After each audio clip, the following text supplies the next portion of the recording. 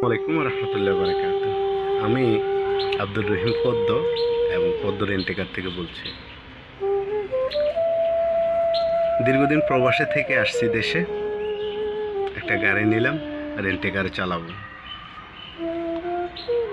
ওইখানেও প্রায় 16-17 বছর ছিলাম, প্রবাস করলাম, সব ঠিক আছে। আমি বাইরে দেখেছি, বাইরে বলতে আমি সৌদির কথাই বলি, সৌদি নাগরিকেরা যদি তাদের গাড়ি দিয়ে ব্যক্তিগত কোনো ট্রিপ মারে, সেক্ষেত্রে সার্জন বা পুলিশ কখনো তাদেরকে হয়রানি করে না। কিন্তু আমার সোনার বাংলাদেশে প্রতিনিয়ত আমরা হয়রানি হচ্ছি। আমি সার্জন সাহেবকে জিজ্ঞেস করলাম, যেটা আমার ব্যক্তিগত গাড়ি, আমার নিজের নামে গাড়ি, এখন সময় সময় উবার মারতে হয়, আবার সময় আপনার রেন্টেকারে গাড়ি চালাইতে হয়। এটা তো আমার নিজস্ব গাড়ি, আমার একটা ইনকামের প্রয়োজন আছে। আমি একজন প্রবাসী, বা এখন দেশে এসে কী করব।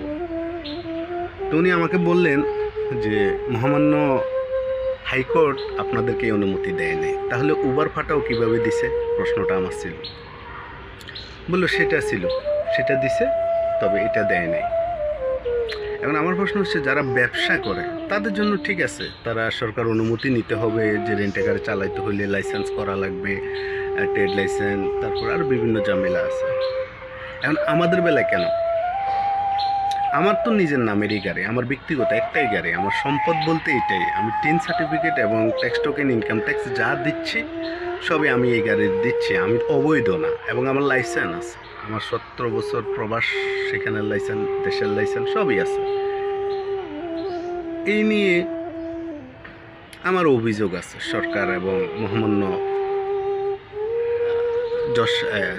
মহামান্য হাইকোর্ট জজ সাহেবের কাছে, যে আমাদের কেন, আমরা একটা গাড়ির মালিক, আমার তো 4-5টা গাড়ি নেই, একটাই মাত্র গাড়ি।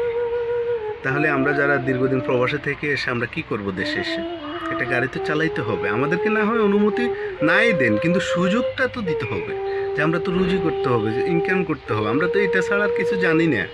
এবং আমাদের গভর্নমেন্ট আমাদেরকে কখনোই কোনো সুবিধা দিচ্ছে না। এটা বাংলাদেশ, এটা আমাদেরকে কখনো ওনারা সুবিধা দিচ্ছে না।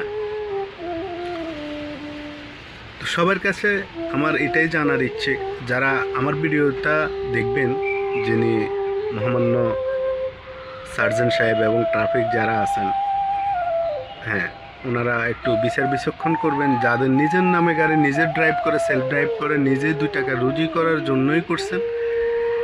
আমার কাগজপত্র সব আপ টু ডেট, কিন্তু ওনারা দেখার সাথে সাথে বলে আপনি যাত্রী উঠেছেন কেন? আরে ভাই, আপনি আমার